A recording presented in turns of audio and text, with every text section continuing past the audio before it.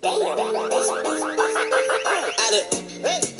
a lot of shit just to live this here lifestyle. Good evening, everyone. Welcome back once again to Vicious Rants. And of course, I'm your host, your YouTube messiah, and often imitated, never duplicated, and late eerie WWE champion, Tim Vicious. And folks, talk about Raw this week was in Boston, Massachusetts, was the go-home show of Raw. 2 Extreme Rules this coming Sunday in my beloved state of Pittsburgh, Pennsylvania. Now, before we do talk about the big major current wrestling news that did transpire over this past week since last week's episode. First off, New Japan's G1 show in San Fran. Really good show, great action, you know, and I've said this before, I've said this to kind of shut the Smarky McSmarkerton dumbasses up who constantly go and try and say, oh, well, New Japan's so much better because they do this, this, and this, and WWE does this, this, and this. Dude, that's like comparing Formula 1 racing to frickin' drift racing. Yes, they're both racing events. Yes, they both involve wheels and cars and such. However, they're the same forms of entertainment done in 2 completely different ways. So, take it as that. You know? Now, big things that did happen at the G1 show. Juice Robinson won the IWGP United States title, becoming the first American to win it. Big congrats to him, showing that, there is life outside of NXT, being released. Also, Kenny Omega won against his title defense against Cody. Afterwards, the Gorillas of Destiny and their dad, Haku, proceeded to beat the shit out of everyone in Bullet Club, which now makes it look like now we're getting Bullet Club Hollywood versus Bullet Club Wolfpack. Yeah. So, yeah. Now, also, other news that did happen. The course of this past weekend, from the time of this recording, Brock Lesnar was at UFC 225, I believe it was. It was at the UFC event, and he just straight out he got called out into the octagon. He got in there, and it did get confirmed. Brock is in the beginning process of getting in the national testing database. Now, keep in mind, folks, with that, he will not be able to compete until January because of the stipulation from his suspension following UFC 200. So, before everyone starts uncorking the champagne, passing out cigars, and thinking, oh yay, Brock's gone, the title will be back regularly. Not necessarily. Because, what's to say? Brock doesn't stay until Brock retains at SummerSlam. Brock stays at Clash of Champions. Brock is there at Hell in a Cell. Brock wins at Survivor Series. And then, what's to say? You don't know. So, do I like the fact that the title's not on TV? No, I don't like it as much as anyone else. But the fact is, with that, that's generating exactly what they want. They're getting fans pissed and riled up about, oh, the title's not there. Oh, this, and this. Dude, that's exactly what they wanted. So as much as everyone wants to say, oh, well, they can't work me. Dude, you just got worked by saying that. Also, news that did break over the course of the weekend, and I'm not sure if break is the proper word to use, but women's indie wrestler Taylor Hendricks, she was in Ring of Honor for a while, wound up going open on Twitter saying that her time in Ring of Honor was sabotaged because she She turned down passes at sleeping with Jay Lethal to sleep her way to the top. And Jay wound up going on the defense saying, folks, don't just... I treat people with dignity and respect. I try and give that as much as I give. I try and give as much as I get, and this, that, and the other. Now, with that being said, I said this before about with the Enzo situation. As fans, honestly, it's our duty to, yes, we may have our personal opinions on the matter, but as fans, it is our duty to step back. Do not engage on either end of the argument. Let the authorities and the investigators handle it.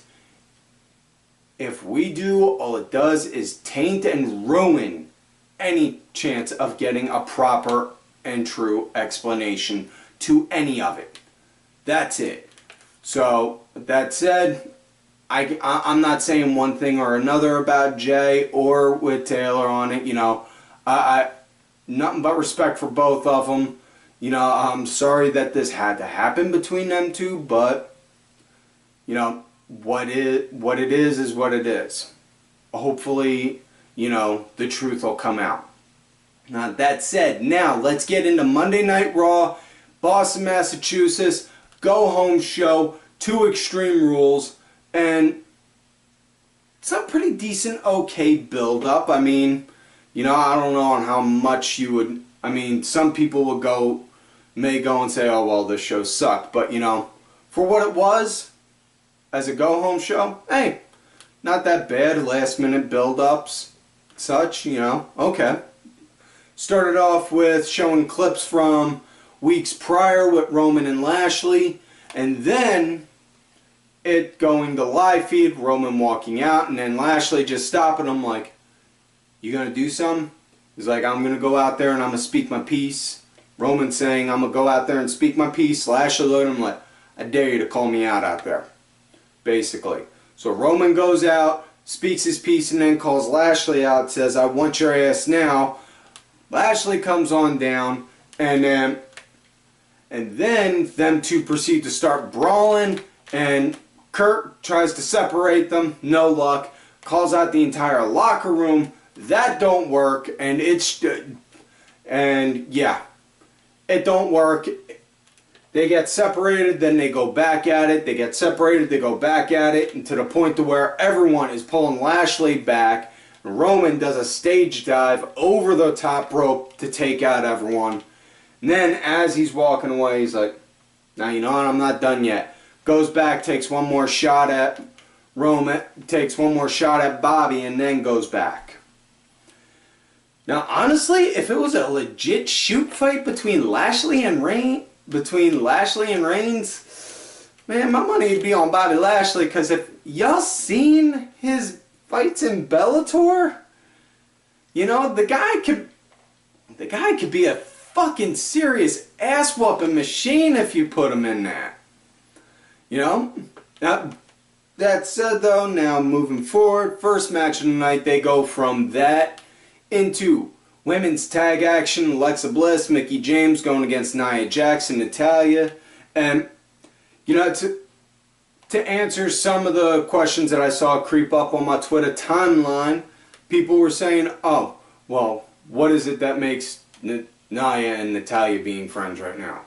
Oh, makes about as much sense as Mickie James and Alexa Bliss again. Here's the thing though. Rewind, go in the Wayback Machine a couple weeks prior, you remember Lexa and Natty were doing their own little bit, so play off of that. Not saying it's good or bad, just giving an answer to your question. That said though, moving back to the match, it was a pretty okay match. Heels were in control right up, you know, heels were in control after the break, after the initial commercial break. Natty was the team punching bag. Nia got the hot tag in, cleaned house and won, doing the leg drop on Mickie James, got the 1, 2, 3 after that. Alexa Bliss came in with a Singapore King, cracked it on her a few times, and then Nia took it off her, snapped it like a twig, and then made and then they ran off. So yeah. So yeah. Between their match coming up on Sunday being a no DQ match, an Extreme Rule match, honestly, I see Alexa walking out with it more so just because they're playing to the whole Ronda Rousey being ringside thing, you know, and, you know, to build up to the inevitable triple threat at SummerSlam, which, okay, it's understandable. Now, next matchup we get after that is Mojo fucking Rawley against No Way Jose. Yeah. Well, Mojo was just in control the entire time, dominating it. He won doing this. He wound up doing an Alabama Slam, got the win, 1, 2, 3. That was it, so yeah. Next up we get Bo Dallas against Matt Hardy with Bray Wyatt returning. Glad to see Bray back up on his feet and being able to be out there ringside and all. And so glad to see he wasn't hurt too badly from the car accident he was in. They did say though investigations being done because Bray may have been the cause of the accident. Not entirely sure. More than likely, my personal guess, I chalk it up to he may have been suffering from sleep exhaustion, started to doze off at the wheel, and then next thing you know, boom. You know, that's on. Again, I'm not saying I know for certain. I'm not saying I have inside sources. I am nowhere like that fuck knuckle Meltzer. So, I'm just giving a personal guess. Now, that being said, Bo Dallas, Matt Hardy. Matt was in control right from the start, you know. Fairly decent, you know, it was nice seeing. And match wound up coming to an end though. Matt got distracted by the outside from Axel. Bray hit Axel. Next thing you know, Bo Dallas hit like this hangman's neck breaker off the ropes on to Matt Hardy. Got the 1, 2, 3. They won. So, honestly, the way it's looking, my guess is Dallas and Axel are more than likely going to lose, considering that they've been building up this whole quote-unquote undefeated streak against them since they became the B team. Yeah. So, next match, we get another women's match. Rematch from last week, Amber Moon, Liv Morgan. I know a lot of people aren't necessarily the biggest fan of Liv Morgan. You know, I say this all the time. Everyone's got potential. It's a matter of getting it out of them. You know, the girl does have potential. You know, just work it out of her. She'll get it out. And honestly, I see it. You know, little by little, but it's coming there. Now, nice, decent start. Liv was in control after the break. You know, liked the way Amber Moon was starting to build her comeback up. And some people have been shitting about the idea like, oh, Amber Moon's getting caught and is being lost in the rut of all the other girls out there in the division and all. You know, she's not being put in the title picture. Okay, but look, not everyone can be champion all at once. And some people are better as the hunter as opposed to the hunted. Not only that, sometimes the best stories and the best build-ups are when the belt isn't involved. You know? That being said, match wound up coming to an end with this. Match came to an end when Liv went to go for a roll-up and Amber reversed it, doing like this freaking backwards crab walk like thing to do the pin, which different, really different. Liked it. It was something different than just seeing her, you know, throw a few shots, knee strikes, and then climb the top and hit the total eclipse. You know, it was something different, so it was cool to see. Next up, we get Elias. So, great. Now I got to deal with the smelly hipster again. Nothing personal against Elias. He's not a douchebag like Roode or, you know, just someone I don't like. You know, I give him credit. He's a hell of a talent in the ring. I just don't like the way he looks because, honestly, he looks a lot like this one smelly hipster in my neighborhood that, like, just always hear him strumming the same, like, 6 fucking songs from Nickelback, and I just want to go over there and just bash that fucking guitar over his head. But, you know, it's, you know, they got these funny little things called laws that keep me from it. God damn it. Anyways, Elias and Baron Corbin going against Finn Balor and Bobby Roode. Now, at the start, Bobby was the team punching bag. You know, Finn got tagged in, started getting worked on as the punching bag. You know, and honestly, I kind of dig when the matches go like that instead of just having, you know, quick back and forths and then one person being like beaten up during the entire match and then doing a hot tag, you know? Let there be more than one hot tag. Experiment. Try different things. That's what I always say. Try something different. Experiment. You're not going to know what works until you do it. You know? So, Finn, he was in there. He got worked, then gave Bobby the hot tag, started cleaning house. And then Corbin, he got the end of days on Bobby Roode after he took out Balor. So he got the 1, 2, 3. So Corbin and Elias won. Match between Corbin and Balor at Extreme Rules. My money is honestly on Balor just because the way they're building this match, it's very much so in the same way that they were building the whole big Cass Daniel Bryan thing, you know. Corbin saying he's bigger, stronger, and all that jazz than Finn is. And, yeah, honestly, Finn didn't, I mean, all he just has to do is just look at him like, fucking Fergal Devitt. Who the fuck do you think you are? I mean, for crying out loud.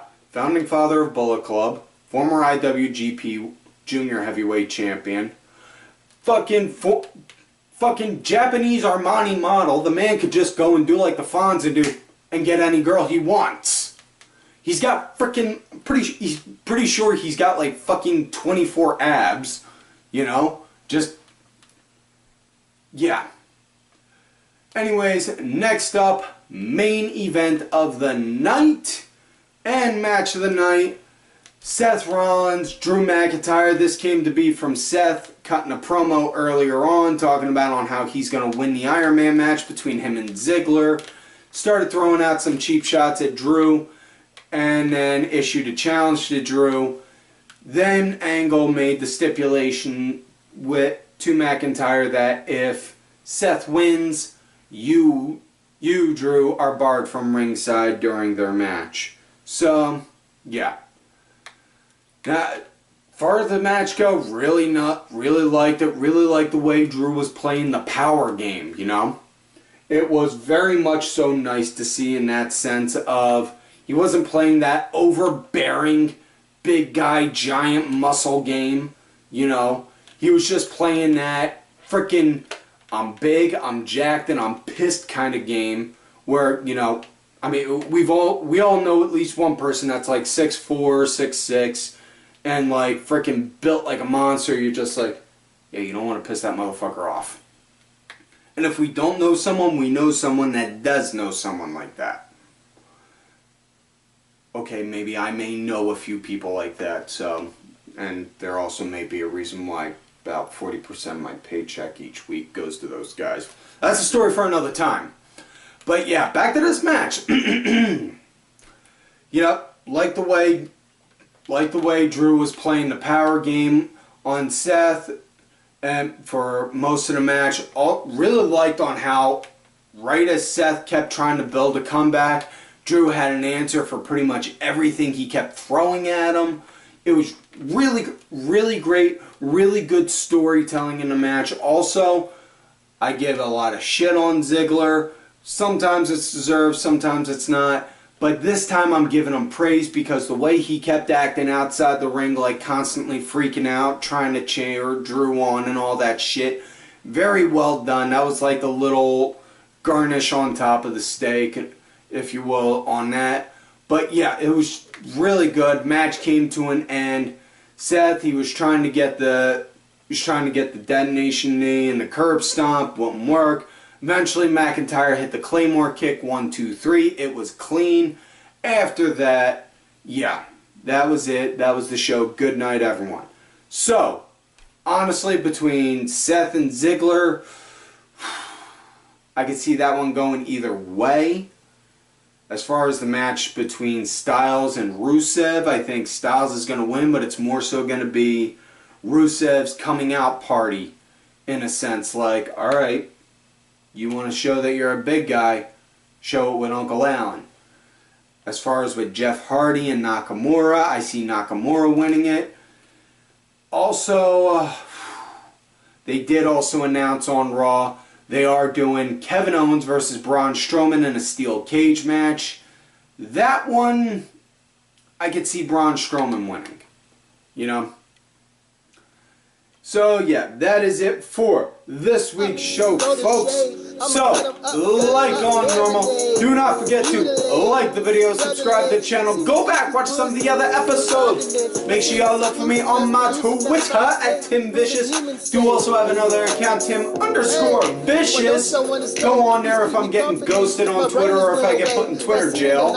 Also on that Facebook, Gimmick Tim Ash. If you're going to look for me on there from here or my Twitter at TimVicious, let me know so I don't think you got your creep John going.